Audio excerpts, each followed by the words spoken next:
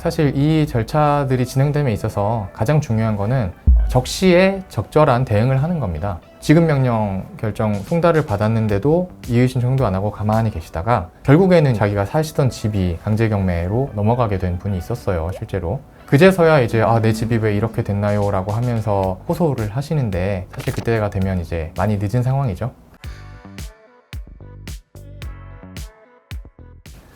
안녕하세요, 김철환 변호사입니다. 요즘 언론 보도들 보면 지식산업센터, 아파트, 상가, 오피스텔, 생활형 숙박시설 이런 것들에 대한 이제 계약 해제나 취소에 대한 얘기들이 정말 많습니다. 한 2020년, 2021년경에 코로나19의 저금리 시대를 거치면서 부동산 투자 광풍이 불었고, 그때 부동산 분양 계약들을 정말 많이들 체결하셨는데요. 근데 그 이후에 이제 고금리 시대가 도래하고 경기도 침체되고 내수 부진도 길어지면서 잔금을 납부하지 못하는 수분양자분들이 굉장히 많이 계세요. 잔금을 납부하지 못하는 수분양자분들 입장에서는 계약 해제 내지 취소를 원하시고요. 반대로 시행사나 신탁사 입장에서는 계약 이행, 잔금 납부하기를 원하겠죠. 오늘 영상에서는 수분양자들이 잔금을 납부하지 못했을 때 시행사나 신탁사가 취할 수 있는 법적 조치들에 대해서 한번 설명을 드려보도록 하겠습니다. 일단 시행사나 신탁사가 취할 수 있는 법적 조치의 순서는요, 크게 세 가지로 나눌 수 있는데요. 첫 번째로는 가압류, 두 번째로는 지급명령 내지 본안소송, 세 번째로는 강제집행이 있습니다. 일단 가압류라는 건요, 보전처분의 한 종류인데요. 보전처분이라는 건 채무자의 재산을 묶어두는 임시적인 조치를 말해요. 보통 통상적으로 내가 이제 누군가한테 받을 돈이 있으면 민사소송을 제기해서 승소 판결을 받고 그 판결문을 가지고 그 채무자의 재산에 대해서 이제 강제집행을 하는 순서로 진행을 하게 되는데, 사실 그 채무자 입장에서는 내가 소송하는 동안 질 것 같으면 내 재산을 얼마든지 빼돌릴 수도 있거든요. 그렇기 때문에 다 판결 받아놓고 강제집행을 해야 되는 상황이 되면 정작 집행해야 될 재산이 없어지는 상황들이 생길 수가 있어요. 그렇기 때문에 이럴 때는 미리 채무자의 재산에 대해서 가압류라는 조치를 해놓고 채무자가 그 재산을 처분하지 못하도록 묶어두는 보전처분이라는 조치를 취하게 되는 겁니다. 가압류라는 건 어떤 채무자에 대한 통지 없이 그 일방적으로 채권자의 신청에 따른 법원의 결정만으로 집행이 되고요. 그렇기 때문에 채무자 입장에서는 어느 날 갑자기 은행에 가서 돈을 출금하려고 했는데 출금이 안 돼 있을 수 있고요. 어느 날 내 부동산을 팔려고 봤는데 가압류 등기가 되어 있을 수도 있어요. 그렇다면 이런 경우에 채무자 입장에서 가능한 조치로는 크게 가압류 이의 아니면 가압류 취소 같은 절차가 있는데요. 가압류 이의는 아까 말씀드렸듯이 가압류라는 게 이제 채무자의 의견을 물어보지 않고 채권자의 일방적인 신청만으로 결정이 되는 구조이기 때문에 채무자가 그 가압류 결정에 부당함이 있다고 생각되면 이제 법원에 이의를 제기해서 다툴 수 있게 해주는 절차인데요. 이 수분양자 소송 같은 경우엔 잔금을 납부하지 않았을 때 어떤 다툴 만한 내용이 사실 없어요. 그렇기 때문에 가압류 이의는 할 수는 없을 것 같고요. 근데 가압류 취소는 가능한 부분이 있어요. 일단 가압류 취소를 받기 위해서 지금 가능한 걸로는 크게 두 가지가 있는데, 일단 첫 번째는 해방공탁입니다. 가압류 결정을 받을 때 그 채권자의 청구 금액 상당액을 법원에서 채무자는 그 금액을 공탁하고 이 가압류를 이제 해방시킬 수 있다라는 취지의 결정을 항상 내려줘요. 그렇기 때문에 그 미납한 잔금이 2억 원이다 하면 그 2억 원을 법원에 공탁하고 가압류를 이제 해제시킬 수가 있고요. 또 하나로는 이제 제소명령이라는 겁니다. 가압류라는 게 결국에는 본안소송하고 강제집행 을 통해서 내가 집행할 수 있는 재산을 확보해 두기 위한 이제 보전 조치인데요.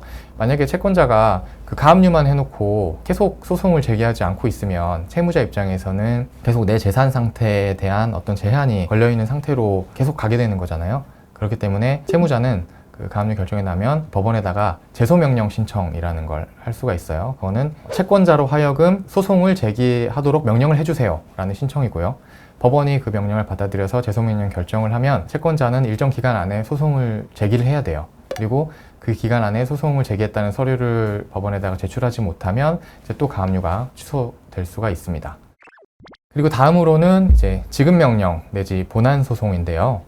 본안소송이라는 건 우리가 그냥 흔히 생각하는 민사소송을 말하는 거예요. 그 원고가 뭐 소장을 제출하고 법원에 가고 이제 피고도 법원에 출석해서 서로 이제 상호 공방을 하고 그리고 나서 이제 어떤 판결이 내려지는 이런 절차가 민사소송인데, 이 민사소송이라는 걸 하는 궁극적인 목적은 집행 권한을 확보하기 위함이에요. 집행 권한이라는 거는 채무자의 재산에 대해서 국가의 힘을 빌어서 어떤 강제적으로 집행해서 환가시킨 다음에 그 환가된 돈으로 나의 채권의 만족을 얻을 수 있게 해주는 문서인데요. 사유재산권이라는 게 있기 때문에 원래 내 재산에 대해서는 누가 침범하면 안 되지만 내가 누군가한테 돈을 못 갚았고 소송에서도 졌으면 이제 결국엔 국가의 힘을 빌어서 내 재산을 통해서 상대방에게 변제를 해야 되는 상황이 되는 거죠.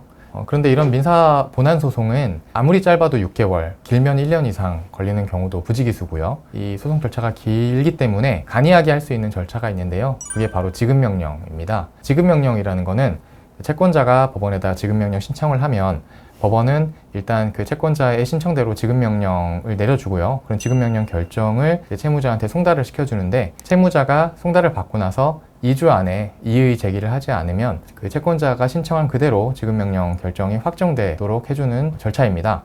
그래서 이 지급명령 결정이 확정이 되면요, 이제 본안소송 승소 판결을 얻은 것과 유사한 효력이 있어요. 그래서 그 자체로 집행권한이 되고 그걸 가지고 곧바로 채무자의 재산에 대해서 강제 집행을 할 수가 있게 됩니다. 간혹 이제 소송을 제기당한 분들 중에 소송 절차도 어차피 길어지는데 내가 그러면 그냥 돈 생길 때까지 소송 질질 끌면 되는 것 아닌가 하는 의문을 가지신 분들도 계세요. 그런데 안 좋은 게 소송이 진행되고 있으면 이자가 굉장히 많이 붙어요. 이제 보통 소송이 진행되면 소장 부본이라는 게 이제 피고에게 송달이 되는데 그 소장 부본이 송달된 다음 날부터는 소송 촉진법에 따라서 12%의 이자가 붙습니다. 지연손해금이라고 하는데요. 그 12%의 지연손해금이 이제 계속 붙다 보면 눈덩이처럼 커지겠죠. 그렇기 때문에 그냥 무작정 소송을 끄는 것도 좋은 방법은 아닙니다. 그럼 이렇게 해서 시행사나 신탁사가 지급명령 결정이 확정되거나 혹은 민사 본안소송에서 승소를 해서 승소 판결이 확정이 되면 수분양자들의 재산에 대해서 강제 집행을 할 수가 있어요. 이 강제 집행은 이제 말씀드린 것처럼 채무자의 재산에 대해서 국가의 힘을 빌어서 강제적으로 환가된 돈으로 채권자의 채무 변제를 시켜줄 수 있도록 하는 제도인데요. 가령 부동산을 예로 들면요, 자기가 살고 있는 집이 강제 집행이 된다고 하면 경매를 해서요, 낙찰자가 나타나고 그 낙찰자가 낙찰 대금, 경락 대금을 법원에 납부를 하면 소유권이 낙찰자에게 이전이 되고요. 그러면 이제 시행사나 신탁사는 그 낙찰 대금을 통해서 자신의 채무 만족을 얻고 이제 수분양자는 자기 집의 소유권을 뺏겼기 때문에 집에서 나가야 됩니다. 여기까지가 이어지면 정말로 내 재산을 통해서 이제 내 채무, 그러니까 분양 대금 납부를 해야 되는 상황까지 가는 거죠. 지금까지 시행사가 신탁사가 잔금을 납부하지 않은 수분양자에 대해서 이제 진행할 수 있는 일련의 법적 절차들에 대해서 설명을 드렸는데요. 사실 이 절차들이 진행됨에 있어서 가장 중요한 거는 적시에 적절한 대응을 하는 겁니다. 가령 전에 제가 수행했던 사안에서는 어떤 수분양자 분께서는 집에 가압류가 들어왔는데도 가만히 있고 지급명령 결정 송달을 받았는데도 이의 신청도 안 하고 가만히 계시다가 결국에는 자기가 사시던 집이 강제경매로 넘어가게 된 분이 있었어요, 실제로. 그제서야 이제 내 집이 왜 이렇게 됐나요? 라고 하면서 호소를 하시는데 사실 그때가 되면 이제 많이 늦은 상황이죠. 이런 법적 절차들이 진행될 때는 그에 맞게 가압류 단계에서는 가압류 취소라든지 지급명령 단계에서는 이의 신청이라든지 이런 그 절차들을 적시에 진행을 해주시는 게 좋고요. 결국에는 시행사나 신탁사 입장에서도 목적이 수분양자를 괴롭히는 데 있는 게 아니라 잔금을 납부받는 게 있기 때문에 그 중간중간에 협상도 꼭 하실 필요가 있습니다. 지금 당장은 돈이 없지만 언제까지 돈을 마련해서 납부할 수 있다라는 식으로 이제 시행사나 신탁사와 협상이 이루어지면 자기 집이 경매로 넘어가는 불상사까지 가지 않고 원활하게 이제 계약 이행을 도모할 수 있을 것 같아요. 지금까지 수분양자 입장에서 잔금을 납부하지 못했을 경우에 일어날 수 있는 법적 절차들에 대해서 설명드려봤습니다.